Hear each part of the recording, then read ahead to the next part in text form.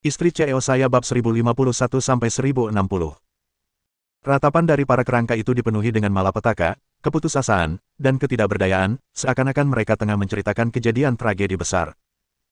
King Feng meninggalkan kerangka tersebut dan terus berjalan menuju reruntuhan. Sepanjang perjalanan, King Feng melihat banyak kerangka berserakan di reruntuhan. Dari ciri-ciri fisik kerangka tersebut, ia dapat mengetahui bahwa mereka terdiri dari orang tua, dewasa parubaya, wanita, anak-anak, dan sebagainya. Kerangka-kerangka ini semuanya secara tragis terjepit ke tanah dengan tombak panjang. Bukan hanya King Feng saja yang merasakan kesedihan, bahkan Raja Iblis Tepi Angin, Peri Bunga, dan yang lainnya di sampingnya juga merasakannya. Mereka semua tahu bahwa ini semua adalah manusia hidup sebelumnya, dan mereka semua adalah pembudidaya diri yang kuat, tertancap di tanah dengan tombak panjang. Setelah 5.000 meter, King Feng tiba di depan sebuah istana yang hancur, dengan tanda rusak bertuliskan, Istana Kunlun, di atasnya. Berbeda dari istana-istana lainnya, istana ini sangat besar, sekitar 2 kali lebih besar daripada istana-istana lainnya. Seluruh bangunan di sekitarnya telah runtuh, tetapi masih ada 9 pilar yang berdiri kokoh, tanpa retakan atau puing. 9 pilar itu semuanya berwarna emas, permukaannya berkilauan dengan emas, dan pada setiap pilar, ada naga-naga yang hidup terpahat di dalamnya, seakan-akan mereka akan merobek kehampaan. 9 pilar emas ini mengandung energi dan kekuatan naga yang besar, dan membentuk penghalang pertahanan emas yang menghalangi semua orang dari luar untuk masuk. Ini adalah arai naga kuno, arai surgawi 9 naga. Arai ini menghalangi semua orang untuk masuk, suara anak anjing hitam terdengar dari samping. Ekspresi wajah King Feng berubah setelah mendengar kata, Black Puppy. Tentu saja dia pernah mendengar tentang formasi naga dewa, karena mitos mengatakan hanya makhluk abadi yang bisa memasang formasi seperti itu. Mengapa formasi itu ada di bumi? Tak hanya terkejut dengan susunan itu, tetapi juga terkejut dengan latar belakang anak anjing hitam. Ia mengetahui susunan abadi kuno itu, yang semakin memperkuat kecurigaannya bahwa anak anjing hitam memang tidak sederhana. King Feng tidak bereaksi terhadap kata-kata anak anjing hitam, dan malah mengamati formasi naga dengan saksama. Ia mendengar suara di dalam memanggilnya, mencoba membujuknya untuk masuk. King Feng berjalan ke arah dalam formasi tersebut, dan begitu dia mencapai penghalang, tubuhnya ditolak oleh formasi cahaya pertahanan tersebut. Bocah kecil, kalau kau ingin memasuki formasi naga dewa, kau harus mengaktifkan darah naga di dalam dirimu. Teteskan sedikit darah ke atasnya dan mintalah izinnya. Suara naga api yang lumpuh terngiang di kepala King Feng, menyiratkan kesedihan. Naga api ini adalah salah satu naga dewa kuno terakhir yang masih hidup di bumi. Ia terluka parah dalam pertempuran kuno, dan bersembunyi serta menjaga dirinya tetap hidup di dalam segel giok 9 naga. King Feng melakukan apa yang diperintahkan naga api, mengaktifkan darah naganya dan melepaskan mantra naga sambil menggigit jarinya. Ia meneteskan setetes darah ke formasi naga dewa. Wuss! Seberkas cahaya keemasan menyambar, dan tubuh King Feng segera dipindahkan ke dalam susunan naga dewa. Anak anjing hitam juga menggigit kakinya ketika melihat King Feng telah masuk, dan meneteskan setetes darah anjing ke susunan itu dan ingin masuk. Bang! Dengan suara ledakan keras, arai naga ilahi memancarkan sinar keemasan dan memukul mundur anak anjing hitam beberapa ratus meter jauhnya. Tak ada tempat bagi anak anjing hitam, dan anak anjing itu berdiri dengan canggung. Raja Iblis Tepi Angin, Peri Bunga, Xianzi, dan Taois semuanya memotong jari mereka, dan meneteskan setetes darah ke dalam formasi naga dewa. Dengan 2 sinar cahaya keemasan, Peri Bunga dan Xianzi dibawa ke dalam formasi, sedangkan Raja Iblis Tepi Angin dan Taois ditolak keluar. Taois mengerutkan kening dan mengeluh, sial, kenapa Peri Bunga dan Xianzi bisa masuk, dan aku malah ditolak. Ini seksisme. Meskipun sang Taois merasa kesal, ia tahu betapa kuatnya formasi naga ilahi itu. Tanpa persetujuannya, tidak ada kesempatan untuk masuk. Taois menggelengkan kepala, tampak kecewa. Karena ditolak, mereka hanya bisa menunggu di luar. Pada saat yang sama, King Feng berada di tengah-tengah susunan naga dewa. Dari luar, hanya ada 9 pilar naga dewa, tetapi bagian dalamnya benar-benar berbeda. Istana itu sangat besar dan sangat mewah dengan batu bata emas, ubin kaca, lantai giok, dan dinding kristal. Di tengah-tengah istana terdapat singgasana naga besar berbahan emas, dengan naga-naga yang terpahat di atasnya, masing-masing dengan kebanggaan dan kekuasaan yang besar. Tentu saja, ini semua hanyalah ilusi yang disebabkan oleh susunan tersebut, ia menampilkan semua yang pernah ada sebelumnya. Tidak lama setelah King Feng masuk, Peri Bunga dan Xianzi muncul di sampingnya, dan membuatnya sangat terkejut. Bagaimana kalian berdua bisa masuk? Tanya King Feng sambil mengerutkan kening pada mereka berdua. Peri aliran tersenyum menarik, dan berkata, kami meneteskan darah kami ke dalam dan mendapat persetujuan dari formasi naga ilahi. King Feng terkejut mendengar ini, formasi menyetujuinya karena dia memiliki darah naga di dalam dirinya, tetapi bagaimana Peribunga dan Xianzi bisa masuk tanpa darah naga? Ledakan. Sebuah gambar galaksi raksasa muncul di hadapan mereka bertiga. Ada dimensi tak terhitung yang berputar di dalam galaksi seiring waktu berputar mundur. Jika diamati lebih dekat, akan terlihat 3000 dimensi agung di dalamnya, salah satunya berwarna biru langit yang tampak seperti bumi. Itulah bumi di zaman dahulu. Ini adalah gambaran bumi dari ribuan tahun yang lalu, kata King Feng dengan kecurigaan yang aneh. Tiba-tiba, bumi kuno melepaskan seberkas cahaya pelangi, dan sebuah menara ajaib besar pun muncul, dengan tulisan, Menara Penyegel Surga, di atasnya. Tak lama setelah Menara Penyegel Langit muncul, dalam sekejap mata, ia menghilang dari pusat bumi. Namun, di antara 3000 bintang terkuat, mereka menyaksikan kelahiran Menara Penyegel Langit ini. Menara Penyegel Langit adalah harta karun tertinggi yang lahir dari galaksi yang kacau. Menara itu selalu ada sejak penciptaan segalanya. Legenda mengatakan bahwa siapapun yang mendapatkan menara itu akan mampu menekan segalanya, dan menjadi kaisar yang benar-benar tak terkalahkan. Para kaisar langit dan makhluk abadi dari 100 planet menyerang bumi dengan murid-murid terkuat dari sekte mereka, memaksa bumi untuk menyerahkan Menara Penyegel Langit. Namun, kaisar langit bumi tidak setuju dan pertempuran besar pun terjadi. Pertempuran dahsyat ini berlangsung selama 1000 tahun. Meskipun para santo dan makhluk abadi di bumi sangat kuat, lawan menang dalam jumlah besar.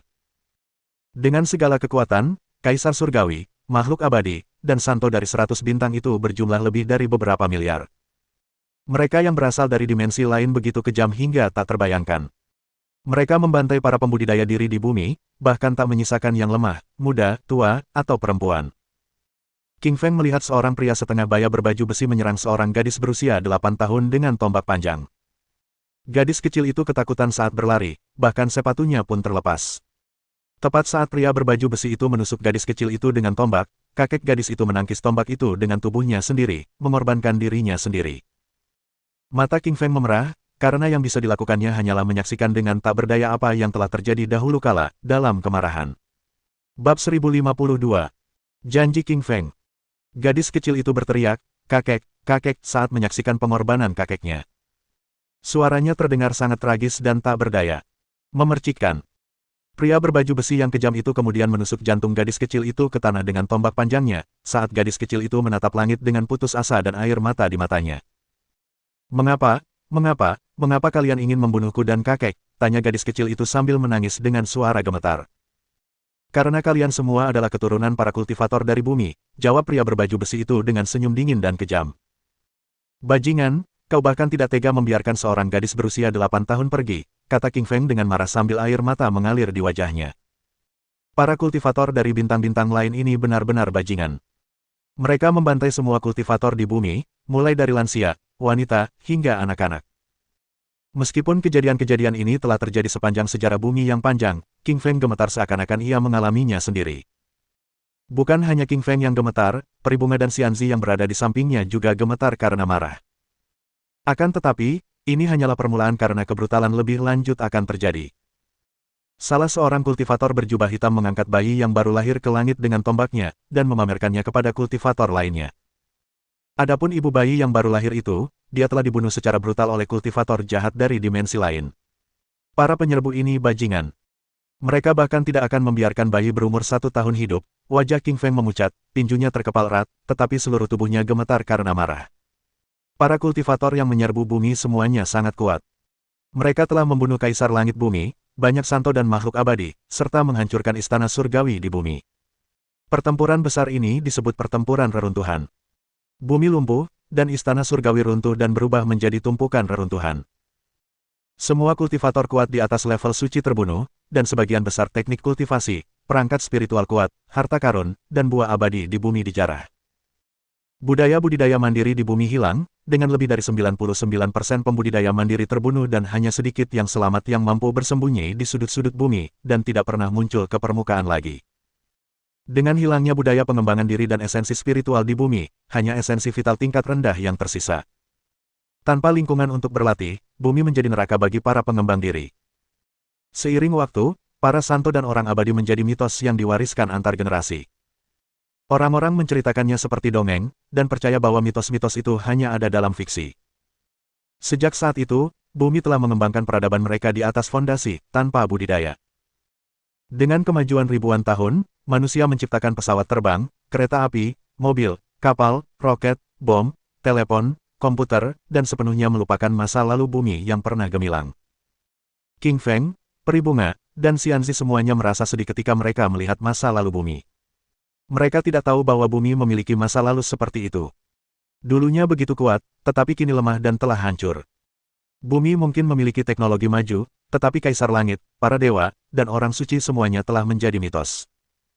King Feng sangat marah ketika dia menyadari bahwa leluhurnya telah dibunuh dan dibantai. Bayangan alam semesta menghilang, dan istana kembali normal.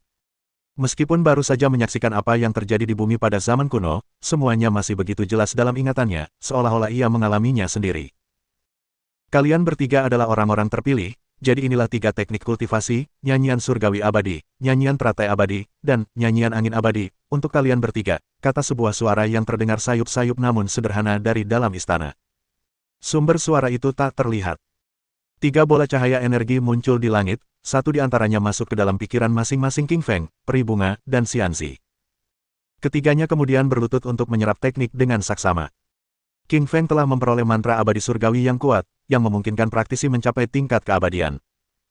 Teknik kultivasi berbeda dari mantra karena teknik mengubah esensi vital yang ada di langit dan bumi menjadi milik seseorang, sementara mantra menyalurkan esensi vital dari dalam tubuh seseorang untuk menyerang.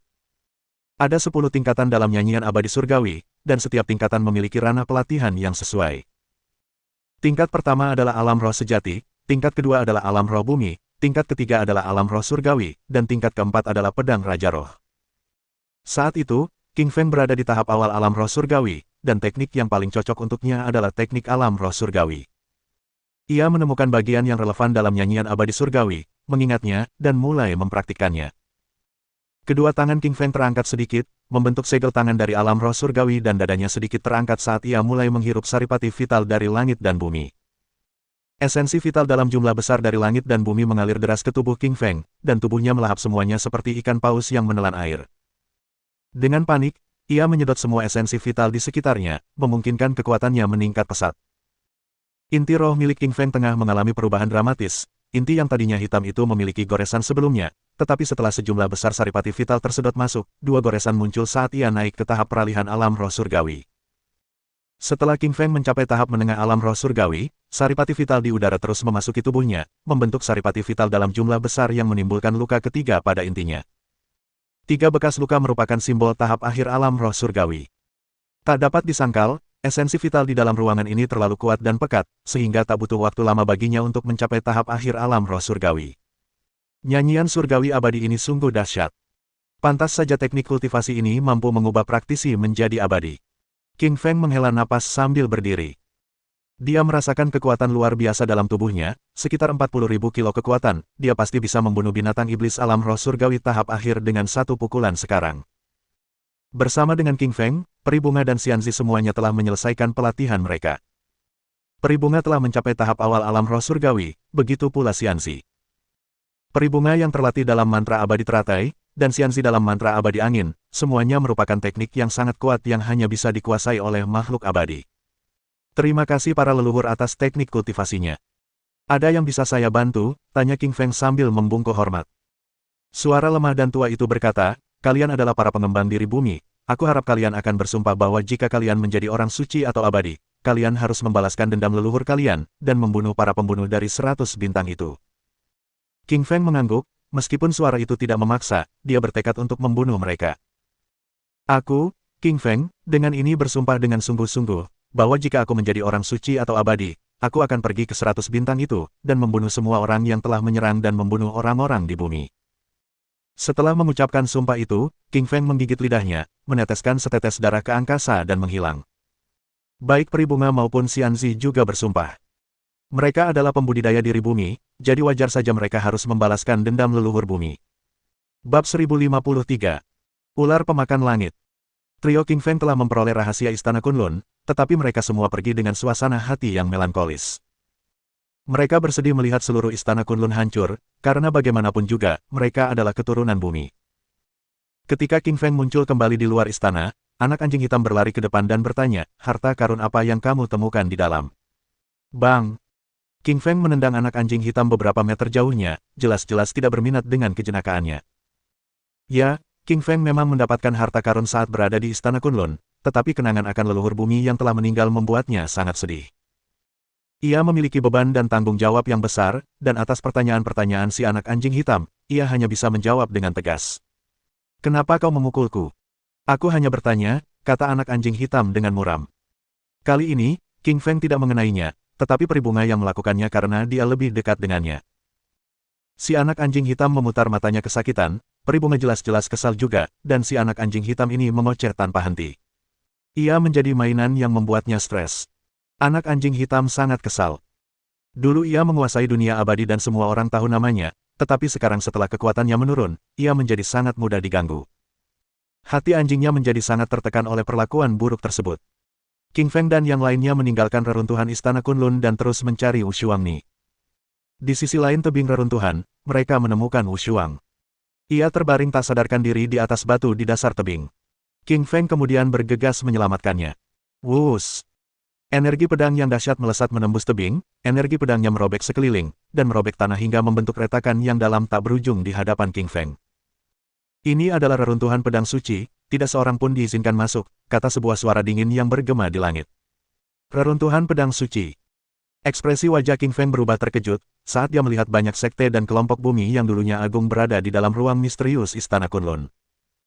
Sekte pedang suci dulunya adalah salah satu sekte terkuat di bumi, dan banyak kekuatan pedang suci merupakan bagian darinya. Dengan satu tebasan pedang mereka, sambaran energi pedang yang dahsyat akan melesat sejauh 100.000 mil. Akan tetapi, para pedang suci telah tewas dalam pertempuran kuno di bumi, dan sekte tersebut runtuh sepenuhnya. Reruntuhan tempat ia berdiri dulunya dihuni oleh sekte pedang suci dan tidak jauh dari Istana Kunlun, tetapi kini telah hancur berkeping-keping. "Aku di sini untuk Paman Ni," kata King Feng sambil menunjuk ke arah Wu Shuang yang pingsan. Suara di udara berhenti sejenak, lalu berkata, "Wu Shuang Ni adalah murid pilihanku, aku tidak bisa membiarkanmu memilikinya." King Feng membeku saat mendengar suara berwibawa itu, dan ekspresinya berubah menjadi gembira.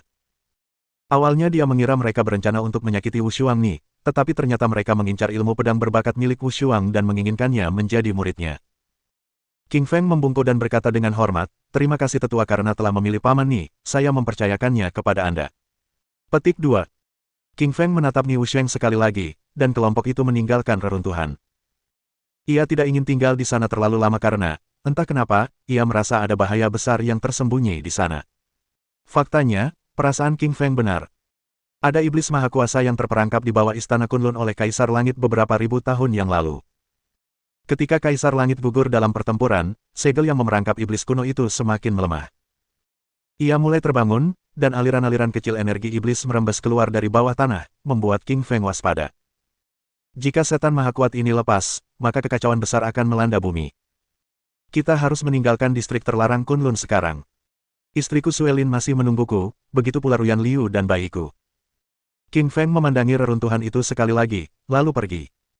Namun, hanya setelah beberapa langkah, seekor binatang iblis yang kuat muncul di hadapan King Feng. Itu ular iblis lagi. Entah kenapa, King Feng selalu bertemu binatang iblis yang bentuknya seperti ular.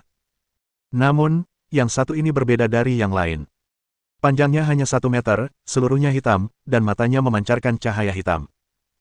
Meskipun ular itu hanya sepanjang 1 meter, raut wajah anak anjing hitam berubah dan berteriak, "Hati-hati, itu ular pemakan langit, ia bisa menelan apa saja." Ular pemakan langit. Ekspresi wajah King Feng juga berubah ketika mendengar kata, anak anjing hitam.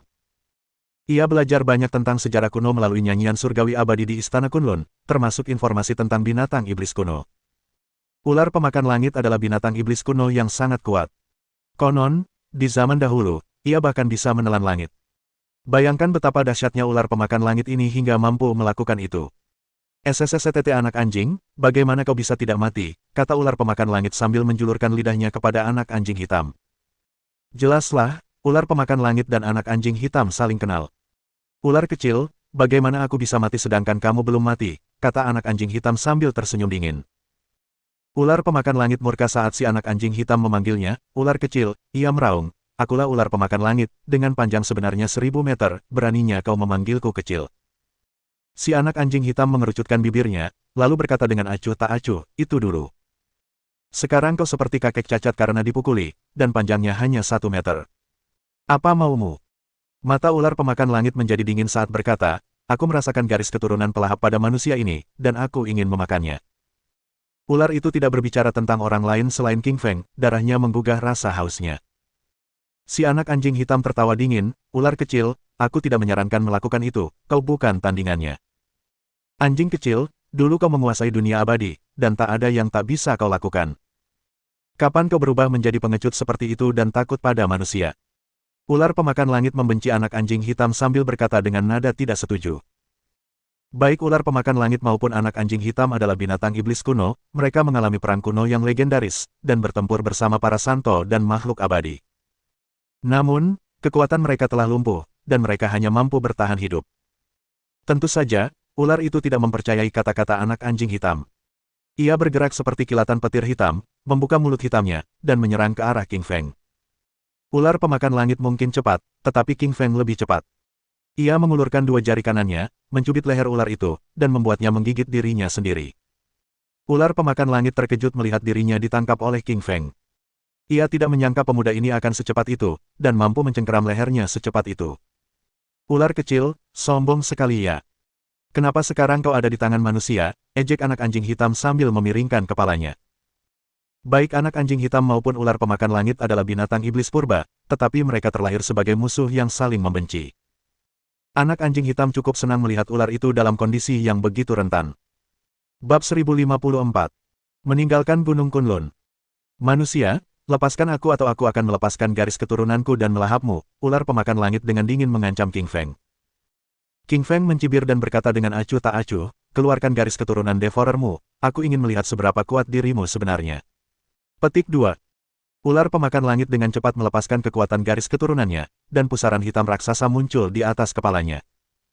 Pusaran hitam itu bagaikan lubang hitam di alam semesta, melepaskan daya hisap yang luar biasa, seolah ingin menelan King Feng ke dalamnya.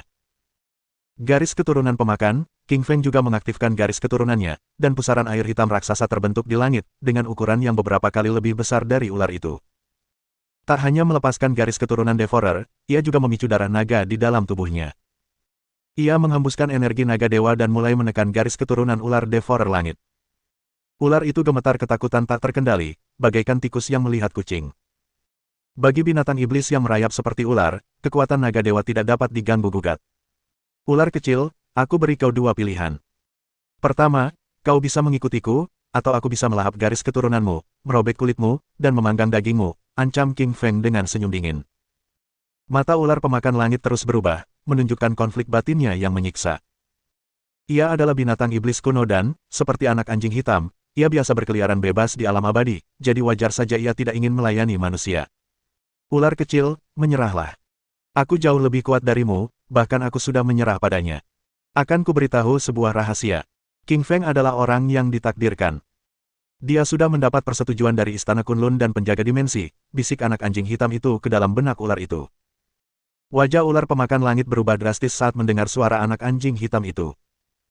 Ia tentu tahu tentang orang yang ditakdirkan, seseorang yang berpotensi menjadi kaisar langit di masa depan.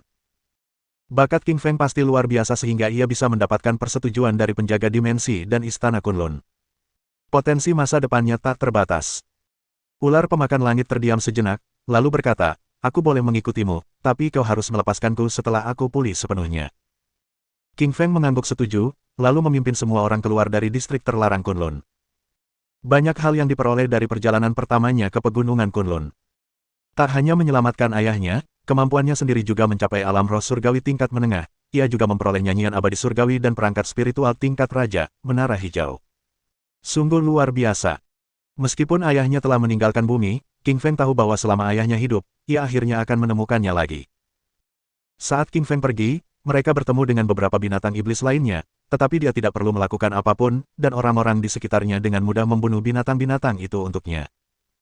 Rombongan itu bergerak cepat dan meninggalkan pegunungan Kunlun yang terlarang sebelum matahari terbenam. Mereka tiba di kota terdekat, kota Kunlun. Suelin, tunggu aku akan segera menemuimu, mata King Feng melembut saat dia tiba di kota.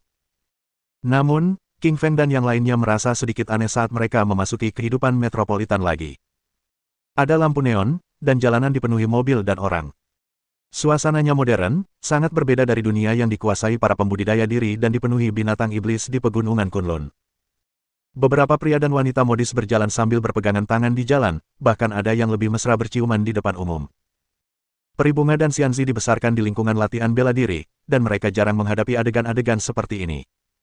Wajah mereka yang cantik memerah karena canggung. Tampan, kemari minum bersamaku gelombang, seorang wanita cantik yang tersenyum menyapa King Feng begitu dia tiba di depan sebuah bar. Wanita ini sangat cantik, rambutnya pirang, matanya biru, hidungnya mancung, kulitnya putih, dan tubuhnya seksi. Ia mengenakan rok mini dengan kaki jenjangnya yang terentang, dan kulitnya putih mulus seperti susu. Kau mau minum denganku? King Feng tersenyum sambil menatap wanita itu. Tak dapat disangkal, King Feng memang tampan dan karismatik, tetapi ia tahu betul nilainya. Tidak semua wanita akan langsung jatuh cinta padanya begitu melihatnya. Wanita berambut pirang ini telah mengundang King Feng untuk minum, tampak seperti dia tertarik padanya, tetapi dia merasakan bau samar darah pada wanita itu. Meskipun baunya samar, tetapi King Feng masih bisa merasakannya. Itu adalah bau sekte darah. King Feng telah bertemu dengan sekte darah di Eropa, mereka adalah ras dan kekuatan yang kuat, sama kuatnya dengan pengadilan agama. Maaf, aku tidak suka minum, King Feng tersenyum dan langsung menolak si pirang. Tidak, kamu harus minum bersamaku hari ini, wanita berambut pirang itu tersenyum dingin, mengulurkan tangan kanannya dan meraih lengan King Feng. Si pirang berasal dari sekte darah, dan darah yang memikat di tubuh King Feng membuatnya tertarik padanya. Pria ini memiliki darah yang kuat di dalam dirinya, dan baunya manis dan lesat. Jika dia menghisap sedikit darahnya, kekuatannya pasti akan meningkat. Kuku si pirang tiba-tiba berubah menjadi merah darah dan menusuk kulit King Feng. King Feng mencibir dan segera mengaktifkan tubuh penyucian fana untuk mengubah kulitnya menjadi baja. Kuku panjang si pirang hanya merobek pakaian King Feng, namun kulitnya tidak tergores. Kau dari sekte darah? Tanya King Feng sambil tersenyum ringan. Ekspresi wanita pirang itu berubah saat dia menjawab dengan dingin, bagaimana kamu tahu? Hehe, kau punya bau sekte darah, itu tak bisa disembunyikan dariku. Seharusnya kau tak main-main denganku, kata King Feng sambil tersenyum dingin dan langsung mencengkeram leher si pirang. Ekspresi si pirang berubah menjadi sangat terkejut. Pemuda di hadapannya ini terlalu cepat, sampai-sampai ia tak sempat bereaksi. Energi kuat yang terpancar darinya terlalu kuat, membuat setiap inci tubuhnya ketakutan. Kau tak bisa membunuhku. Banyak anggota sekte darah telah tiba di kota Kunlun, bersama dengan tetua senior sekte darah, si pirang mencibir sambil mengancam. Patah. King Feng tidak mengucapkan sepatah kata pun kepada ancaman si pirang, dan langsung mematahkan lehernya, membuat napasnya tersengal-sengal dan matanya tak bernyawa. Kau membunuh seorang wanita cantik, kejam sekali, kata Peri Bunga sambil mengerutkan kening. King Feng berkata, dia dari sekte darah benua harimau, sekte jahat yang memangsa darah manusia. Petik 2. Peri Bunga akhirnya menyadari bahwa si pirang adalah penjahat setelah dia mendengar King Feng. Mayat pirang itu mengeluarkan bau darah yang menyengat, wajahnya yang menawan menjadi kering dan pucat. Seolah-olah lapisan kulit telah terlepas dari mayatnya, ia memperlihatkan penampilan aslinya yang mengerikan dan mencekam sebagai anggota sekte darah. Ayo pergi ke bandara, kata King Feng sambil memimpin rombongan itu pergi tanpa melirik sedikit pun mayat si pirang. Bab 1055. Bersatu kembali dengan Suelin. Tidak lama setelah King Feng dan yang lainnya pergi, dua tetua berpakaian merah muncul. Kedua tetua berbaju merah ini sangat kuat, mereka semua berambut pirang dan bermata biru, dan jelas bukan orang-orang dari Huaxia, melainkan dari benua macan. Ekspresi kedua tetua berubah ketika mereka melihat anggota sekte darah yang tewas. Dia adalah teman mereka dan memiliki kekuatan besar. Bagaimana mungkin dia mati di sini? Orang tua di sebelah kiri bertanya kepada yang satunya, apakah kamu tahu siapa yang melakukannya? Tetua di sebelah kanan mengangguk dan menjawab, aku sudah melacak aroma manusia ini. Darah gilesat, dan dia sedang menuju bandara. Kita bisa menangkapnya. Wus-wus. Kedua tetua itu menghilang dari tempat mereka berdiri bagaikan kilat, bergegas menuju bandara dan muncul tepat saat King Feng dan yang lainnya memasuki bandara. Orang Huaxia, apakah kau membunuh teman kami? Tanya tetua di sebelah kiri, saat mereka menghalangi jalan. King Feng tersenyum dan berkata dengan acuh tak acuh, jika yang kau maksud adalah si pirang, maka ya, aku membunuhnya. Petik 2. Setelah mendengar kata-kata King Feng, tatapan kedua tetua itu menjadi dingin. Nak, kau yang minta. Kami akan membunuhmu, teriak kedua tetua itu sambil menyerang King Feng sambil mengangkat cakar tajam mereka. Dentang. King Feng menghunus pedang api merahnya dan, dengan lambaian tangan kanannya, langsung menyerbu ke depan, langsung mengiris leher kedua tetua itu. Darah mereka menyembur keluar, dan mereka pun jatuh tak bernyawa di tanah. Setelah dia membunuh dua tetua kuat dari sekte darah, King Feng memimpin kelompok itu ke pesawat dan menuju ke kota Laut Timur. Sudah lama sejak dia bertemu Sue Lin dan Ruyan Liu, dan dia sangat merindukan mereka. Pesawat itu melaju cepat dan dalam 6 jam, mereka mendarat di kota Laut Timur. King Feng naik pesawat pukul 8 malam, dan sekarang pukul 2 pagi di kota Laut Timur. Kota Laut Timur tampak sangat damai di malam hari. Hampir tidak ada pejalan kaki di luar, dan semua toko tutup. King Feng telah meninggalkan Raja Iblis Tepi Angin, Peri Bunga, Xianzi, dan Taois di hotel, sementara dia naik taksi dan pulang ke istrinya di Istana Bangsawan. Tak lama setelah masuk ke dalam taksi, King Feng merasakan sesuatu di celananya. Saat ia melihat ke bawah, ia melihat anak anjing hitam juga ikut. "Anak anjing, aku pulang dulu." "Kenapa kau mengikutiku?" tanya King Feng. Anak anjing hitam sangat pintar, ia mengarahkan kaki kanannya ke arah sopir taksi. Jelas, ada orang luar di sekitar, jadi ia tidak bisa bicara. King Feng mengangguk dan mengacungkan jempol pada anak anjing hitam. Mereka sekarang berada di kota, bukan lagi di distrik terlarang Kunlun, jadi wajar saja anak anjing hitam tidak bisa berbicara bahasa manusia, kalau tidak, manusia akan takut. "Aku bisa mengantarmu pulang, tetapi kau harus berjanji untuk berperilaku baik," kata King Feng memperingatkan anak anjing hitam dan mengabaikannya sejak saat itu. Taksi itu melaju sangat cepat, dan mereka tiba di depan Istana Mulia dalam waktu setengah jam. King Feng turun dari taksi dan berjalan menuju rumah nomor 13. Semakin dekat dia ke rumah itu, semakin gelisah dia. Dia sudah lama meninggalkan kota Laut Timur, dan belum bertemu istrinya sendiri, Sue Lin, selama ini. Dia tidak tahu bagaimana keadaannya, apakah dia makan atau tidur nyenyak. Meskipun ada ribuan kata yang ingin ia sampaikan, King Feng tetap tampak tenang. Jalannya mungkin panjang, tetapi pasti ada ujungnya, dan King Feng akhirnya tiba di villa nomor 13. Saat itu sudah pukul 3 pagi, tetapi lampu di dalam rumah masih menyala, dan Sue belum tertidur. Hati King Feng sakit saat melihat dia masih belum tidur pada pukul 3 pagi. Sue Lin pernah berkata, dia tidak akan tidur sampai King Feng kembali. Mungkinkah dia sudah menunggu selama ini? King Feng merasa sangat tersentuh saat memikirkannya. King Feng mengetuk pintu rumah besar itu. Meskipun awalnya dia membawa kunci, dia kehilangan kunci itu di dalam pegunungan Kunlun, jadi dia harus mengetuk. Sementara itu, Sue Lin duduk di sofa ruang tamu. Wajahnya yang dulu menawan, dengan kulit putih mulus, hidung mancung, dan bibir yang menggoda, kini pucat dan lelah setelah penantian yang tak berujung. Semua itu disebabkan oleh kurang tidur. Sue Lin tidak bisa tidur nyenyak selama ini. Ia sangat merindukan suaminya setiap saat dan setiap detik. Ia takut sesuatu akan terjadi padanya di wilayah terlarang pegunungan Kunlun. Selama hari-hari itu, Sue Lin bahkan tidak bisa bekerja dengan baik di siang hari. Terkadang, ia bahkan berdoa untuk King Feng di biara. Sebelumnya, ia sama sekali tidak percaya pada Buddha, tetapi demi keselamatannya, ia akhirnya sedikit bertobat. Tangan lembut Sue memegang pensil dan buku catatan tebal, yang penuh dengan ilustrasi King Feng. Di antara ilustrasi-ilustrasi tersebut, terdapat momen pertama Sue bertemu dengan King Feng, saat mereka berada di kantor catatan sipil setempat untuk membahas prosedur perceraian. Pertemuan kedua juga digambarkan, di luar kantor polisi. Dan ketiga kalinya dia bertemu dengan King Feng adalah di Departemen Penjualan Ice Snow Corporation. Keempat kalinya, King Feng menyelamatkannya dari peluru pembunuh, lalu kelima, keenam, ketujuh. Skenario-skenario selanjutnya adalah momen-momen mesra antara Sue dan King Feng, entah itu berbelanja, makan, melihat pemandangan, atau saat-saat di mana King Feng berjuang melawan dunia demi Sue. Air mata Sue Lin menetes di wajah pucatnya saat dia memikirkan kenangan manis itu. Ia dan King Feng telah melalui banyak gejolak dan siksaan. Dari kesalahpahaman awal, hingga cinta dan apresiasi bersama yang akhirnya mereka rasakan bersama, hubungan ini telah melewati ujian waktu, dan semakin berharga seiring berjalannya waktu. Bang bang bang. Sue diliputi kenangan ketika mendengar ketukan di luar. Siapa gerangan orang itu di jam segini? Mata Sue Lin yang jernih tampak ragu, dia berdiri dan melangkah anggun menuju pintu.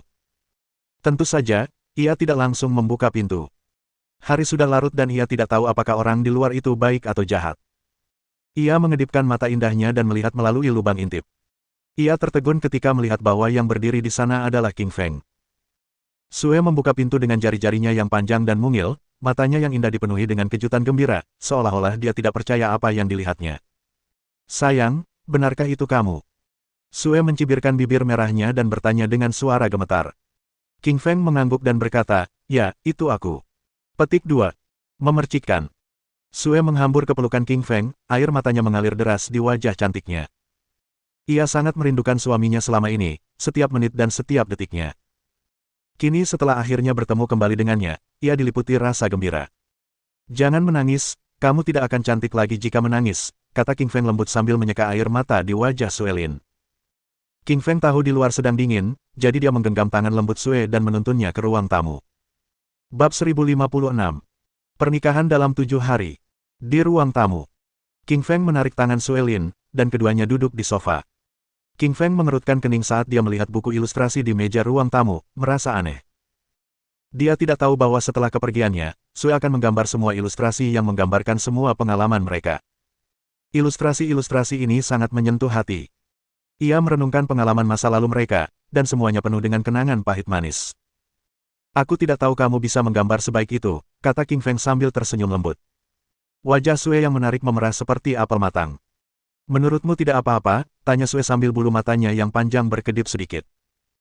King Feng mengacungkan jempol padanya sebagai tanda bahwa menurutnya gambar-gambarnya bagus sambil ia menjatuhkan diri ke sofa. Suelin ingin berbicara dengannya, tetapi dia tidak tahu harus berkata apa, seolah-olah kata-katanya tersangkut di tenggorokannya. Katakan saja sesukamu, tak perlu ragu di hadapanku. King tersenyum. Sue menggertakkan giginya, dan berkata, kamu baru saja kembali dari distrik terlarang, jadi bukankah sebaiknya kita bahas pernikahannya sekarang? Tepat setelah berbicara, wajah Sue yang menarik langsung memerah. Membuat seorang wanita membicarakan pernikahan, ia pasti akan malu. King Feng tiba-tiba menyadari, dia hanya bertanya-tanya mengapa Sue ragu-ragu, dan ternyata itu tentang pernikahan. Mimpi terbesar Sue adalah menikah. Ia ingin menjadi pengantin wanita bagi King Feng, dan memberitahu seluruh dunia bahwa ia telah menikah dengan King Feng. Tentu saja, selain memberitahu semua orang bahwa ia adalah istri King Feng, ia ingin memberitahu semua wanita itu bahwa ia adalah istri sah King Feng, permaisuri yang saleh. Sehebat apapun wanita lain, mereka hanyalah peran sekunder, tersier, dan seterusnya. Tentu saja, King Feng menyetujui permintaan Sue karena ia tahu betapa besar utangnya kepada Sue. Mengadakan pernikahan yang megah akan menebus dosa Sue, jadi ia memutuskan untuk mengundang semua teman mereka dari seluruh dunia. King Feng dan Sue mendiskusikan waktu pernikahan, dan menetapkan hari baik berdasarkan kalender, 7 hari kemudian. Selama 7 hari ini, King Feng harus mengurus segalanya.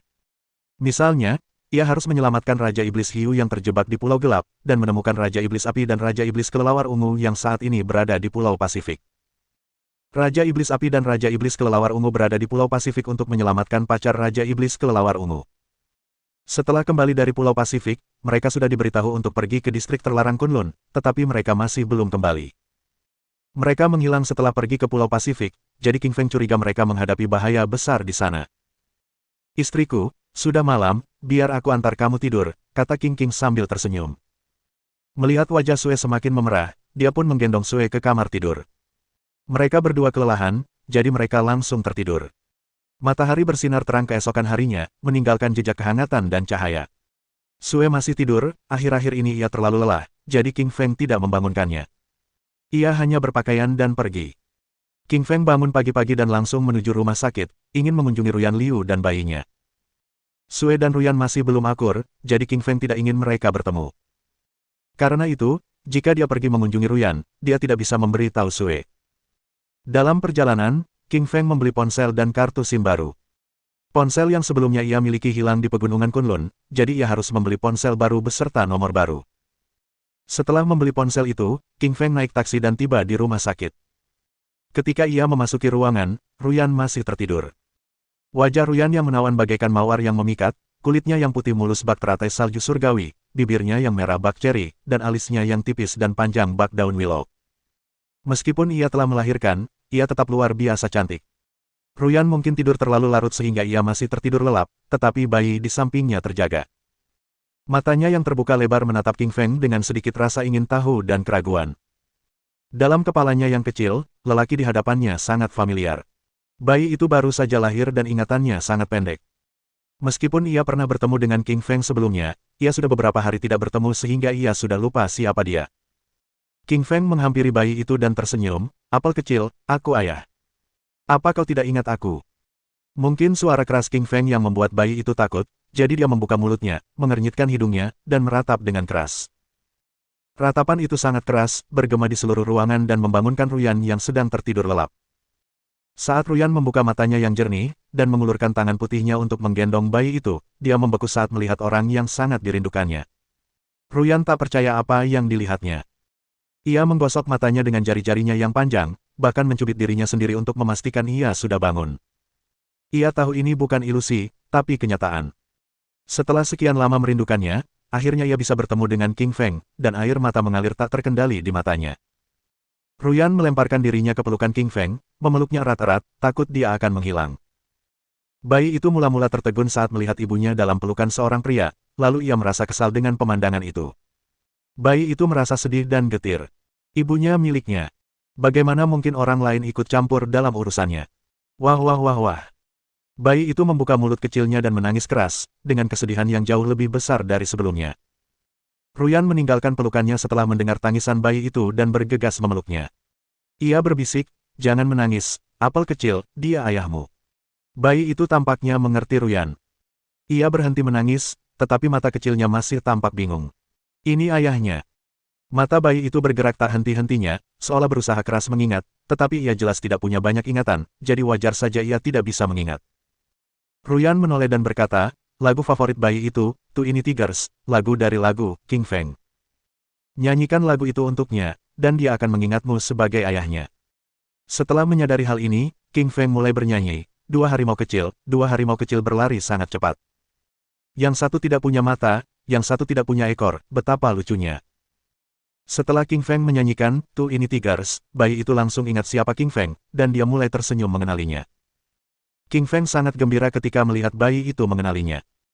Ia kemudian menyanyikan beberapa lagu anak-anak lainnya, seperti Little Apple, Mommy is the Best, Little Cute Bunny, Sheep and the Wolf. Bayi itu jelas menyukai lagu anak-anak. Setiap kali mendengar lagu anak-anak, ia akan tertawa kecil dan bertepuk tangan dengan gembira. Bab 1057. Ruyan dan bayi. Putriku punya bakat musik. Dia pasti akan jadi bintang besar nanti, kata King Feng kepada Ruyan sambil tersenyum. Little Apple mengenali setiap lagu anak-anak yang dinyanyikan oleh King Feng dan bertepuk tangan mengikuti irama sepanjang lagu. Ruyan menggelengkan kepalanya dan berkata, "Aku tidak ingin dia menjadi bintang, atau mengikuti ajang pencarian bakat. Aku ingin dia menjadi pianis." Bagi Ruyan, industri hiburan terlalu berantakan. Menjadi pianis adalah pilihan yang jauh lebih baik, ia bisa mengolah emosinya dan menuangkannya ke dalam karya piano yang indah. Bayinya bahkan belum cukup umur, dan King Feng telah menghadapi konflik dengan Ruyan mengenai pendidikan bayinya. "Ruyan, ada lalat di mulutmu," kata King Feng tiba-tiba. "Apakah ada?" Ruyan menyentuh bibir merahnya dengan jari-jarinya yang panjang, dan wajahnya yang menarik dipenuhi dengan kebingungan. "Tentu saja ada. Sini, biar aku tepuk-tepuk," kata King Feng sambil tersenyum dan menciumnya. Sejak Ruyan melahirkan bayi itu, King Feng belum pernah mencium Ruyan, jadi dia jelas merindukannya. Butuh waktu lama hingga bayi itu mulai menyuarakan keluhannya lagi, barulah dia melepaskannya dan meneruskan bernyanyi untuk bayi itu. Tak ada jalan lain. Si apel kecil menyukai lagu anak-anak, jadi dia akan senang selama ada lagu dari si apel kecil yang bernyanyi untuknya. Burung kecil itu memakai gaun bermotif bunga dan datang ke sini setiap musim semi. Aku bertanya pada burung itu, "Kenapa kau di sini?" Katanya, "Musim semi di sini paling indah." Setelah King Feng selesai menyanyikan lagu untuk bayi itu, dia berbicara panjang lebar dengan Ruyan, lalu pergi. Tidak masalah apakah itu di rumah Suelin atau kamar Ruyan Liu, anak anjing hitam mengikuti King Feng kemana-mana, dan seperti hewan peliharaan, tidak mengatakan sepatah kata pun. Tak dapat disangkal, anak anjing hitam ini sangat pintar. Ia tahu untuk tidak berbicara di kota, atau ia pasti akan dianggap sebagai monster, atau bahkan diuji di laboratorium. Saat keluar dari ruangan, ia menghubungi ponsel Raja Iblis Api dan Raja Iblis Kelelawar Ungu, tetapi keduanya tidak bisa dihubungi. Ia tahu bahwa keduanya jelas-jelas sedang dalam masalah, sepertinya Pulau Pasifik juga merupakan tempat yang penuh dengan harimau yang meringkuk dan naga yang bersembunyi. Kali ini, King Feng harus meninggalkan kota Laut Timur, dan ia punya dua tujuan. Pertama, ia harus menepati janjinya dan menyelamatkan Raja Iblis Hiu. Kedua, ia harus pergi ke Pulau Pasifik. King Feng memanggil peri bunga dan memintanya untuk menemaninya. Namun, Xianzi ditinggalkan untuk melindungi Suelin dan Ruyan Liu di kota Laut Timur. Tentu saja, anak anjing hitam dan ular pemakan langit juga ikut. Kemanapun King Feng pergi, anak anjing hitam selalu ikut. Anak anjing ini tahu akan ada hal-hal baik selama ia mengikuti King Feng. Namun, ular pemakan langit sedang bersama peri bunga di hotel, tetapi ia datang saat King Feng menelepon. Ular itu merasa, ia tidak bisa selalu membiarkan anak anjing hitam berada di dekat King Feng, atau anak anjing hitam mungkin akan pulih sepenuhnya setelah ia mendapatkan beberapa harta dan menghajar ular itu. King Feng, peri bunga, anak anjing hitam, dan ular pemakan langit semuanya tiba di kota pelabuhan, dan mereka berlayar menuju Pulau Gelap dengan sebuah kapal. Di tengah perjalanan, Direktur Biro Keamanan Khusus, Feng Wuchao, menelepon King Feng. Ia memberitahu bahwa sebuah pulau emas telah muncul di Samudra Pasifik dan banyak laporan tentang harta karun dan monster laut yang terlihat di sekitar pulau itu, menjadikannya wilayah berbahaya. King Feng berterima kasih atas pengingat dari Feng Wuchao di telepon. Ia pernah mendengar tentang binatang iblis di bawah Samudra Pasifik. Dulu mereka bersembunyi di bawah air laut, jarang muncul ke permukaan, dan sekarang setelah mereka muncul ke permukaan, pasti ada sesuatu yang terjadi. Kapal yang ditumpangi King Feng mengangkut banyak orang, dan mereka bukan orang biasa, mereka semua adalah orang-orang yang kuat dalam mengembangkan diri. Sebenarnya, kapal ini bukanlah kapal niaga biasa, melainkan kapal yang akan membawa para pembudidaya mandiri ke Samudra Pasifik untuk berburu harta karun. Kau dengar? Pulau Emas muncul beberapa hari yang lalu, dengan banyak harta karun di sana. Tentu saja aku pernah mendengarnya. Pulau Emas ini dulunya terendam di bawah laut, dan sekarang akhirnya muncul ke permukaan. Kau lihat, semua sekte pengembangan diri ini telah datang. Perebutan Pulau Emas pasti sengit. Para kultivator mandiri berkumpul, semuanya mendiskusikan Pulau Emas dan berita tentang sekte lainnya. King Feng tidak tahu banyak tentang kekuatan pengembangan diri di Huaxia, tetapi Peri Bunga adalah orang suci dari Istana 100 Bunga, jadi dia jelas tahu lebih banyak. Peri Bunga berkata kepada King Feng, lihat, tetua di depan adalah ketua sekte Mayat Langit, Yin Yang Si. Berdiri di belakang adalah ketua sekte Tulang Putih, Seng Gu. Di tengah adalah ketua sekte Pedang Langit, Zhen Tiandao. Dan terakhir, pria parubaya itu adalah ketua sekte Pedang Roh, San Hejian. Sekte Mayat Langit, Tulang Putih, Pedang Langit, dan Pedang Roh adalah 4 sekte kultivasi surgawi. Para master sekte mereka semuanya adalah kultivator diri yang kuat di alam roh surgawi. Ekspresi wajah King Feng menegang ketika merasakan kekuatan dahsyat dari keempat master itu. Keempatnya memang lebih kuat darinya, tetapi ia tidak takut karena ia telah berlatih teknik kultivasi tingkat abadi. Siapa kau? Kau tidak diizinkan masuk, seru seorang pemuda berambut pendek saat ia memasuki aula. Pemuda berambut pendek ini adalah murid sekte Pedang Roh, dia membawa pedang panjang dan menatap dingin ke arah King Feng. Aula ini adalah ruangan paling mewah di kapal, dan hanya sekte paling kuat yang diizinkan bersantai di sini. Murid Pedang Roh ini jelas mengerutkan kening saat melihat pakaian biasa-biasa saja milik King Feng, dan memutuskan bahwa ini bukan tempat untuknya. Sebelum King Feng bisa mengatakan apapun, anak anjing hitam berkata dengan dingin sambil mengangkat kepala, minggir dan biarkan kakek anjing masuk. Anak anjing hitam tetap diam di kota karena berhadapan dengan manusia biasa, tetapi ia berbicara secara alami di kapal karena kapal itu penuh dengan orang-orang yang berkultivasi sendiri. Wajah murid berambut pendek itu menunjukkan keterkejutannya ketika mendengar anak anjing itu berbicara. Ras macam apa dia yang bisa mengucapkan kata-kata manusia? Sebagai murid elit Pedang Roh, murid berambut pendek ini telah melihat banyak binatang iblis dan spiritual, tetapi ini pertama kalinya dia melihat seekor anjing yang bisa berbicara. Anjing itu bahkan menyebut dirinya, anjing kakek. Beraninya dia bersikap begitu sombong di depan murid elit Pedang Roh. Anjing kecil, panggil dirimu kakek anjing sekali lagi, dan aku akan membunuhmu, kata murid berambut pendek itu dengan dingin sambil menghunus pedang panjangnya. Anak anjing hitam tersenyum dingin dan berkata, aku kakekmu. Pukul aku kalau berani. Lihat saja aku akan menghajarmu sampai mati hanya dengan satu tamparan. Wajah murid berambut pendek itu memerah. Ia adalah murid Pedang Roh dan dihormati kemanapun ia pergi, tetapi sekarang ia dikutuk oleh seekor anjing. Anjing sialan, aku akan membunuhmu. Murid berambut pendek itu mengayunkan pedang panjang di tangannya dan menyerang anak anjing hitam. Murid berambut pendek ini mungkin arogan, tetapi ia benar-benar memiliki kekuatan yang luar biasa sebagai praktisi alam roh bumi tahap akhir. Dengan satu ayunan pedang, pusaran besar merobek udara di antara mereka. Bab laporan komentar. Bab 1058. Monster Laut Iblis. Melihat murid berambut pendek itu mengayunkan pedangnya, anak anjing hitam menebas dengan cakar kanannya. Cakar itu menghantam pedang dan, dengan suara, kling, pedang panjang itu patah. Anak anjing hitam tiba-tiba melompat dan menamparkan tepat di wajah murid itu, membuatnya langsung tersungkur ke tanah dengan jejak kaki merah di wajahnya. Kalau saja targetnya adalah binatang iblis biasa, pasti sudah dipenggal oleh murid berambut pendek itu, tapi si anak anjing hitam bukanlah binatang biasa. Anak anjing hitam dulunya adalah makhluk yang berkeliaran bebas di dunia. Meskipun kekuatannya menurun, ia telah memakan beberapa pil iblis di distrik terlarang pegunungan Kunlun. Setelah menyerap pil-pil iblis ini beberapa hari terakhir, kekuatannya meningkat pesat. Wajahku dipukul oleh seekor anjing. Ada sedikit amarah di mata murid berambut pendek itu. Ia merasa seperti hari ini, ia dipermalukan sampai mati. Ia telah hidup selama puluhan tahun sebagai manusia, tetapi sekarang ia telah dipukul di wajah oleh seekor anjing. Pedang murid berambut pendek itu patah, jadi kali ini, ia mengayunkan tinjunya ke arah anak anjing hitam. Anak anjing hitam mencibir sebagai tanggapan, matanya berkilat jijik. Ia mengayunkan cakarnya lagi saat makhluk itu melompat ke arah murid berambut pendek itu, menamparkan kepalanya. Murid berambut pendek itu terpukul begitu keras hingga ia mulai melihat bintang-bintang. Orang-orang di sekitarnya tercengang. Murid berambut pendek itu memang tampak seperti orang yang tragis. Ia ingin menghukum si anak anjing hitam, tetapi ia malah ditampar hingga pusing. Sepertinya ini akan menjadi noda dalam hidupnya, yang tak akan pernah terhapus. Wajah Master Sekte Pedang Roh, San Hejian, berubah. Ia tiba-tiba berdiri dan menatap dingin ke arah anak anjing hitam, memancarkan niat membunuh yang ganas. Bajingan kecil, beraninya kau menamparkan muridku sampai pingsan. Akan kukulitimu hidup-hidup, kata San Hejian dengan aura pembunuh yang kuat. Bang! Li Qingfeng mengeluarkan pedang api merah dan mengayunkannya ke depan. Pedang itu berubah menjadi energi pedang merah, bertabrakan dengan energi pedang dari pedang Sanhe.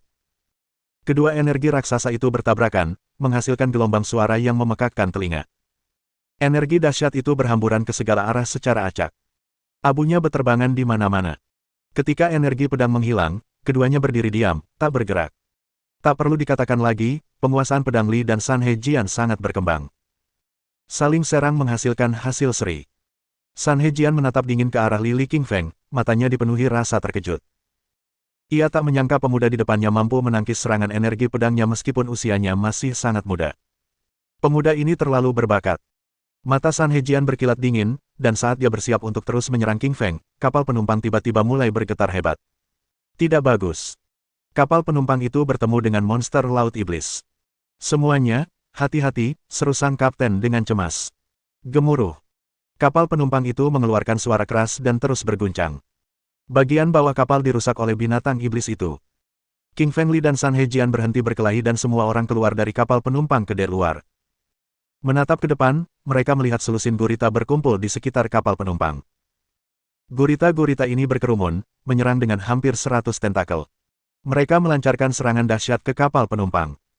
Setiap gurita sangat besar, panjangnya lebih dari 10 meter, dan memancarkan aura yang kuat. Gurita terlemah berada di tingkat puncak alam roh bumi, dan gurita terkuat sudah berada di tingkat tengah alam roh surgawi. Gurita sangat kuat di air. Mereka bisa mengaduk lautan, membuatnya berputar kencang dan menghantam lambung kapal. Gurita-gurita ini menyerang kapal penumpang dan mencoba membalikkannya. Semuanya, cepat dan bunuh gurita-gurita monster iblis ini. Jangan biarkan mereka menyerang kapal penumpang lagi atau kita akan tenggelam, teriak sang kapten sambil mengubah raut wajahnya. Sekalipun kapten tidak mengatakannya, mereka semua tahu apa yang harus dilakukan. Monster-monster ini harus dibunuh, kalau tidak mereka akan terus menyerang kapal penumpang. Pada akhirnya, kapal penumpang akan terbalik dan semua orang akan terdampar di laut. Meskipun orang-orang ini adalah orang-orang yang bercocok tanam sendiri, mereka hanya kuat di darat, tidak di laut. Semua orang mengeluarkan perangkat spiritual mereka dan mulai memotong tentakel dari gurita ini. Qingfeng Li juga menghunus pedang api merahnya, yang memancarkan energi pedang dahsyat, dan dengan satu ayunan, dia memotong 10 tentakel. Ketika orang-orang di sekitar Li Li melihat bahwa ia memotong 10 tentakel sekaligus, ekspresi mereka berubah drastis. Mereka hanya bisa memotong 1 tentakel sekaligus, tetapi Li Li mampu memotong 10 kali lebih banyak dari mereka. Puci. Pergelangan tangan Li Qingfeng berputar, sekali lagi mengayunkan pedang api merahnya. Ia langsung membelah seekor monster gurita menjadi 2, dan darahnya mengotori permukaan laut. Melihat Li Li yang sangat kuat, monster gurita itu menunjukkan sedikit ketakutan di mata mereka. Mereka takut menyerangnya dan ingin melarikan diri. Namun, Li Li tidak akan membiarkan monster gurita ini lolos begitu saja. Tangan kanannya mengayun 6 kali, dan memotong 6 kali berturut-turut. Pada saat itu, ke-6 monster gurita itu terbelah 2, mati tanpa perlawanan. Total ada selusin monster gurita, tetapi setengahnya sudah dibelah 2 oleh Qingfeng. Semua orang terkejut, takjub dengan betapa hebatnya penguasaan pedangnya. Pupil mata San Hejian mengecil, dan tatapannya memancarkan rasa hormat. Ia adalah Master Sekte Pedang Surgawi, seorang pendekar pedang yang sangat kuat, tetapi kali ini, bahkan ia harus mengakui bahwa Li Qingfeng ini hanyalah seorang jenius dalam ilmu pedang. Ia benar-benar terlalu kuat. Binatang iblis gurita yang tersisa semuanya dibunuh oleh para pembudidaya diri lainnya. Seluruh permukaan laut berlumuran darah dan bau besi yang menyengat memenuhi angin. Meskipun monster gurita itu terbunuh, wajah Lily tetap waspada. Ia samar-samar merasakan aura kuat di bawah laut yang ingin menyerang. Tepat saat semua orang hendak pergi, Li Qingfeng tiba-tiba berkata, "Tunggu. Siapapun yang bisa bertarung di air, bergabunglah denganku di lautan." Ada monster iblis yang lebih kuat di dasar lautan, dan begitu monster itu muncul, dasar kapal akan hancur. Semua orang akan tenggelam ke dalam lautan saat itu. Akan tetapi, tak seorang pun mempercayai kata-kata Qingfeng dan tak seorang pun bersedia pergi bersamanya. Lily menggelengkan kepalanya dan sangat kecewa dengan mereka, lalu memutuskan untuk terjun ke laut dan membunuh monster iblis itu sendiri. Bukan untuk seluruh kapal, tapi untuk dirinya sendiri. Jika kapalnya hancur, ia juga akan mati di laut. "Aku akan pergi bersamamu," kata peri bunga sambil sedikit melengkungkan bibirnya. Yang lain mungkin tidak percaya pada Qingfeng Li, tetapi peri bunga percaya. Qingfeng Li menggelengkan kepalanya dan berkata, "Kau tidak bisa melanjutkannya. Aku butuh kau untuk melindungi anak anjing hitam dan ular pemakan langit agar mereka tidak dibunuh oleh Sekte Pedang Roh." Petik 2. Meskipun anak anjing hitam itu sombong dan terkadang sangat menyebalkan, ia selalu berada di sisi Li Qingfeng. Tentu saja Li Qingfeng tidak bisa membiarkan anak anjing hitam dibunuh oleh yang lain. Bab 1059. Raja Binatang Iblis Gurita. Qingfeng berjalan ke dan melompat ke udara, tubuhnya melayang seperti anak panah yang tajam. Gagal gelombang. Layaknya seekor ikan, ia terjun ke lautan dan menciptakan banyak gelombang. Ia dengan berani menyelami kedalaman samudera yang sedingin es dan menusuk tulang. Qingfeng Li ini bodoh sekali, semua monster gurita itu sudah mati. Bagaimana mungkin masih ada monster sekuat itu di bawah sana? Apa yang dia pikir dia lakukan di dasar laut? Sangat berbahaya untuk masuk ke kedalaman laut. Ada begitu banyak binatang iblis laut yang tersembunyi. Mereka semua hidup di air dan sangat kuat. Setelah Lili menyelam ke laut, ia menyalurkan esensi vital ke dalam tubuhnya dan membentuk selubung. Hal ini mencegah air laut masuk ke saluran pernapasannya. Lautan ini memang tempat paling ajaib di dunia. Lautan ini mencakup 70% permukaan bumi dan dihuni oleh makhluk-makhluk iblis yang tak terhitung jumlahnya. Lautan ini sangat berbahaya. Begitu Lili masuk, seekor ikan tombak emas melesat ke arahnya. Tombak ikan sepanjang 5 meter ini memancarkan cahaya dingin saat menusuk jantungnya. Lili tiba-tiba melepaskan pukulan tangan kanannya, yang berubah menjadi baut energi raksasa, langsung membelah cahaya dingin ikan tombak emas itu menjadi dua. Binatang iblis ikan tombak emas itu meraung kesakitan sebelum berbalik dan berlari. Pemuda di depannya ini terlalu menakutkan. Bahkan serangan terkuatnya pun tak mampu menjangkaunya, apalagi membunuhnya. Lili menatap tinjunya sendiri dan mendesah. Tekanan dasar laut menghalangi sebagian kekuatan pukulannya. Jika mereka berada di darat, Li Qingfeng pasti bisa membunuh monster iblis itu hanya dengan satu pukulan. Namun, dengan tekanan air laut, ia hanya bisa menghentikan serangan ikan tombak emas itu. Di bawah perlindungan tabir esensi vital, Lili terus bergerak ke dasar. Karena tekanan air, ia tidak bergerak secepat di darat. Tiba-tiba, Lili merasa ada bahaya. Getaran bahaya yang sama seperti yang ia rasakan di dek penumpang. Sebuah entitas hitam besar dengan cepat melesat ke dalam kegelapan lautan. Objek hitam ini panjangnya lebih dari 500 meter, dan lebih besar dari ukuran kapal penumpang itu sendiri. Lili mengerti bahwa ia tidak bisa membiarkan benda sebesar itu menghantam kapal penumpang. Jika benda itu menghantam kapal penumpang secara langsung dengan kecepatan dan kekuatan seperti ini, dampaknya akan cukup untuk menjatuhkan semua orang ke laut. Li Qingfeng bergegas ke bawah. Semakin dekat, ia akhirnya bisa melihat dengan jelas benda hitam apa itu. Itu adalah monster gurita raksasa. Menyebutnya hanya monster gurita saja tidak tepat. Seharusnya disebut Raja Monster Gurita. Ukurannya 10 kali lipat monster gurita yang ia saksikan beberapa saat sebelumnya, dan memancarkan aura yang ganas. Raja gurita ini ternyata adalah binatang iblis tingkat puncak alam roh surgawi. Tatapan mata Qingfeng Li berubah, dan dia tampak sangat serius. Dia tidak akan takut jika mereka berada di darat, tetapi di laut, dia tidak bisa mengerahkan seluruh kekuatannya. Mungkin agak sulit untuk melawan Raja Gurita. Suara mendesing. Raja Gurita merentangkan tentakelnya yang besar menembus air laut dan menikamnya dengan ganas ke arah Li Qingfeng. Saat menyerang Li Qingfeng, ia menciptakan pusaran air yang besar. Tinju penghancur bumi, Li Lili menyalurkan esensi vitalnya dan dengan cepat melepaskan pukulan pertama dari tinju neraka pencekik. Pukulan itu memancarkan kekuatan dahsyat dan menghantam tentakel Raja Gurita. Bang! Masa energi yang dahsyat menghilang ke arah air laut di sekitarnya seperti gempa bumi. Energi itu berguncang hebat, melesat menuju permukaan laut, membentuk gelombang di permukaan laut setinggi puluhan meter. Melihat ombak tinggi di lautan mulai terbentuk, raut wajah orang-orang di atas kapal berubah drastis. Mereka mengira telah menghadapi badai laut atau topan, tanpa menyadari bahwa Li Qingfeng sedang melawan Raja Gurita di dasar laut. Di antara semua orang di kapal, hanya wajah lembut Peribunga yang dipenuhi kekhawatiran, karena badai terjadi tepat di tempat Qingfeng Li menyelam ke laut. Peribunga yakin bahwa sedang terjadi pertarungan sengit di bawah sana. Dia benar. Li Qingfeng sedang berada di dasar laut dan bertarung melawan Raja Gurita, dan pertarungannya sangat sengit. Setiap pukulan yang dilepaskan Li Qingshan menghantam tentakel Raja Gurita, tetapi semuanya terpantul. Daya tahan air laut terlalu kuat, sehingga kekuatan serangan Li Qingshan berkurang setengahnya. Peng! Tentakel Raja Gurita tiba-tiba terayun keluar dan, dengan kekuatan besar, langsung mengirim Qingfeng Li terbang. Meskipun Li Feng berlatih tubuh api penyucian fana dan tentakel gurita tidak melukainya sama sekali, Li Feng sedang dalam suasana hati yang buruk. Sebelumnya, dialah yang selalu menerbangkan monster iblis, tetapi sekarang situasinya terbalik. Wus wus wus wus wus wus wus gelombang. Raja Gurita mengayunkan tentakelnya 12 kali, menghantam langsung ke arah laut beberapa kali. Kemudian, Raja Gurita melilitkan tentakelnya di tubuh Qingfeng dan, dengan sekuat tenaga, mencoba mencekiknya sampai mati. Meskipun kulit Lili sekeras besi, ia masih tercekik. Wajahnya memerah dan ia kesulitan bernapas. Li Lili mengaktifkan tubuh api penyucian fananya, membentuk cahaya hitam di permukaan tubuhnya. Cahaya terang ini sangat kuat, bahkan lebih keras dari batu meteor, dan mampu menghalangi tentakel Raja Gurita. Tubuh api penyucian fana sangatlah kuat. Bahkan di lautan, ia mampu membuat tubuhnya sangat tangguh, untuk menangkal ancaman eksternal. Satu jari membelah semuanya. Esensi vital dari tubuh Qingfeng mengembun ke jari telunjuk kanannya. Ia tiba-tiba menembakkan laser energi hijau, memotong beberapa tentakel dari Raja Gurita. Aduh! Raja Gurita meludahkan pil iblis seukuran kepalan tangan dari mulutnya, yang memancarkan aura hitam yang kuat. Kerudung cahaya roh surgawi, kata Raja Gurita dengan suara berat, melepaskan kerudung energi bercahaya yang terbuat dari cahaya hitam. Ukurannya lebih dari 800 kaki dan menjebak Qingfeng di dalamnya. Sayangnya, Raja Gurita salah perhitungan. Saat ini, Qingfeng sudah berada di tahap akhir alam roh surgawi, dan tabir cahaya ini tidak bisa menjebaknya.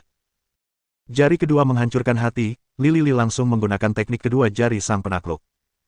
Esensi vital berkumpul di jari tengah tangan kanannya dan memancarkan cahaya biru, langsung mengenai jantung Raja Gurita. Raja Gurita menjerit. Jantungnya yang besar hancur berkeping-keping, berubah menjadi potongan-potongan kecil yang tak terhitung jumlahnya, dan ia mati mengenaskan. Tubuh besar Raja Gurita itu tenggelam ke laut, lengannya mengendur di sekitar tubuh Qingfeng. Seperti ikan, ia mengulurkan tangan dan meraih inti iblis dari mayat Raja Gurita. Bab 1060. Menyelamatkan Raja Iblis Hiu. Inti iblis Raja Gurita berukuran sebesar kepalan tangan, sedikit lebih besar dari inti iblis berukuran rata-rata. Lili meletakkan inti iblis di tangannya dan menyalurkan esensi vital ke dalamnya.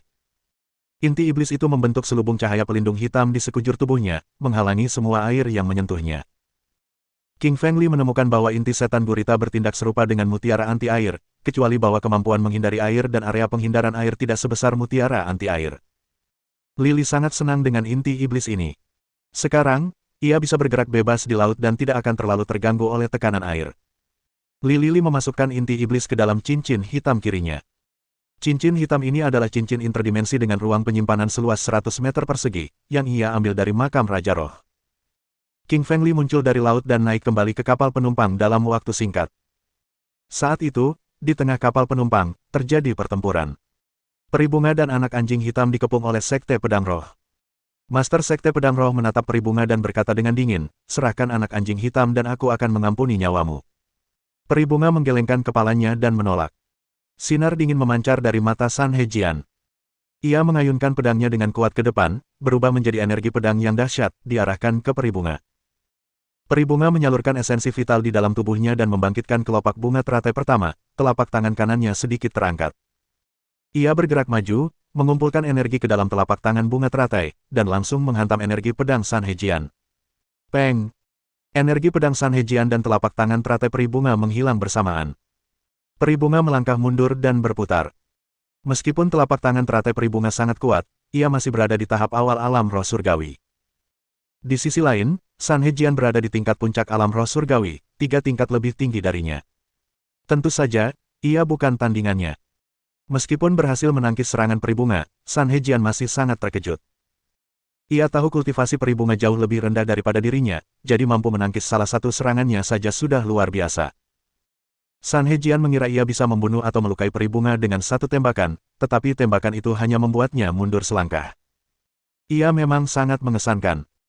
Tepat ketika San Hejian hendak menghunus pedangnya lagi, King Fengli memasuki keributan dan berkata dengan dingin, memanfaatkan kehadiranku untuk menyerang teman-temanku, kau seharusnya malu menyebut dirimu sebagai Master Sekte Pedang Roh. Wajah San Hejian berubah begitu mendengar suara Li King Feng. Sungguh memalukan baginya dimarahi oleh seorang pemuda di depan umum. Peng! San Hejian mengayunkan pedangnya dan melepaskan energi pedang yang dahsyat ke arah Lili. Ia perlu menunjukkan kekuatannya kepada pemuda ini dan memberinya pelajaran. Li King Feng mencibir, tampak meremehkan. Ia menghunus pedang api merahnya dan bertahan dari serangan San Hejian. Tabrakan itu menimbulkan suara keras. Kedua pedang tersebut merupakan perangkat spiritual tingkat surga pada level yang sama sehingga keduanya tidak dapat dengan mudah menghancurkan yang lain. Pada saat ini, Master Sekte Pedang Langit berkata, kalian berdua berhenti bertarung. Kita akan segera tiba di Pulau Emas. Musuh kita adalah monster laut. Bunuh monster itu dulu, baru kalian bisa bertarung nanti. Bukan hanya Zentian Dao dari Sekte Pedang Langit yang angkat bicara, Yin Yangxi dari Sekte Mayat Langit dan Gu Shen dari Sekte Tulang Putih juga mulai membujuk keduanya untuk tidak bertarung saat ini. Tentu saja, orang-orang ini khawatir pertarungan sengit antara para penguasa alam roh surgawi akan benar-benar merusak kapal. Lagi pula, itu hanyalah kapal penumpang. Jika kapal itu rusak, ia akan tenggelam dan mereka tidak akan bisa menuju Pulau Emas di tengah lautan. Lili dan San Hejian saling memandang dengan dingin. Mereka akhirnya menyimpan pedang mereka. Tentu saja mereka berdua masih mempunyai niat untuk saling membunuh tetapi itu pun hanya setelah mereka sampai di Pulau Emas. Pulau Emas adalah pulau yang muncul dari laut dalam dan letaknya tak jauh dari Pulau Gelap, hanya 20 mil laut jauhnya. Menariknya, batu-batu dari Pulau Gelap semuanya berwarna hitam, sementara batu-batu dari Pulau Emas semuanya berwarna emas. Dikatakan bahwa ketika Pulau Emas muncul di lautan 10 hari yang lalu, beberapa orang melihat banyak harta karun, ramuan spiritual, teknik kultivasi, dan perangkat spiritual. Bumi perlahan pulih dari kehancuran yang dideritanya di masa lalu ketika para kultivator dari dimensi lain menjarah semua sumber dayanya. Dengan dibukanya distrik terlarang di Pegunungan Kunlun, harta karun mulai bermunculan, baik di laut maupun di pulau-pulau. Faktanya, bumi pada zaman dahulu sangat makmur. Bagaimanapun, ia adalah salah satu dari 3.000 bintang terkuat. Bumi kemudian menjadi reruntuhan akibat serangan gabungan dari planet-planet lain. Meskipun sebagian besar penganut Tao dan sekte di bumi telah musnah, beberapa di antaranya masih berhasil bersembunyi. Beberapa sekte dan pulau disembunyikan di kedalaman bumi dan lautan melalui metode khusus, baru sekarang perlahan-lahan muncul kembali. Tak lama kemudian, kapal penumpang tiba di Pulau Emas. Semua orang bersemangat menyaksikan pemandangan pulau itu. Mereka menantikan kegembiraan menemukan harta karun yang tak terhitung jumlahnya di pulau ini, membuat hati mereka berdebar-debar. Haruskah kita pergi ke Pulau Gelap atau Pulau Emas dulu? Bulu mata ramping peri bunga sedikit menari-nari saat dia bertanya pada King Feng. Dia tahu Raja Iblis Hiu masih dipenjara di Pulau Gelap, tetapi ada banyak harta karun di Pulau Emas. Harta karun itu akan direbut orang lain jika mereka tiba nanti. Ayo kita pergi ke Pulau Gelap dulu dan selamatkan Raja Iblis Hiu. Garis bawah. King Feng Li garis bawah tersenyum tipis. Meskipun harta karun di Pulau Emas sangat menarik, Raja Iblis Hiu lebih penting bagi Lili. Ketika Lili pertama kali tiba di Pulau Gelap, Raja Iblis Hiu menyelamatkan nyawanya. King Feng Li pernah berjanji kepada Raja Iblis Hiu bahwa ketika dia menjadi Master Alam Roh Surgawi, dia akan kembali ke Pulau Gelap untuk menyelamatkannya. Peri bunga mengangguk dan terpesona oleh kekagumannya. Ia merasa Lili King Feng adalah pria yang sangat baik, penuh cinta dan kesetiaan. Ia rela menyerahkan harta karun di Pulau Emas demi menyelamatkan Raja Iblis Hiu. Kapal penumpang itu berlabuh di dekat Pulau Emas sehingga King Feng Li perlu menaiki perahu sendiri jika ingin pergi ke Pulau Gelap. Untungnya, ada perahu karet di kapal penumpang. Lili King Feng membeli perahu karet dari kapten dengan sejumlah uang. King Feng Li dan Peri Bunga, serta anak anjing hitam, duduk di perahu karet dan menuju Pulau Gelap. Pulau Gelap hanya berjarak 20 mil laut dari Pulau Emas, jadi King Feng sendiri yang mengemudikan perahu karet tersebut.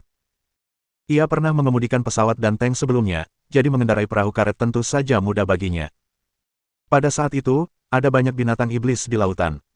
Beberapa binatang buas yang kuat akan muncul dari dasar laut. Lily mengetahui segalanya. Bumi sedang mengalami perubahan, dan jika mereka terus maju, itu bisa menjadi kesempatan yang baik atau justru kejadian yang berbahaya. Suara mendesing. Tiba-tiba, seekor binatang laut iblis melompat keluar dari laut, menampakkan diri sebagai ular laut raksasa. Ia membuka mulutnya dan menggigit Lily dengan ganas. Mohon dukungan dari omom ante-ante sekalian, buat subscribe atau sharekan novel Mimin ke Facebook kalian, agar channel Mimin bisa terus berkembang. Dengan begitu, Mimin bisa lebih semangat untuk up novel seru lain ke depannya. Buat teman-teman yang sudah subscribe dan sharekan novel Mimin, Mimin ucapkan terima kasih sebanyak-banyaknya.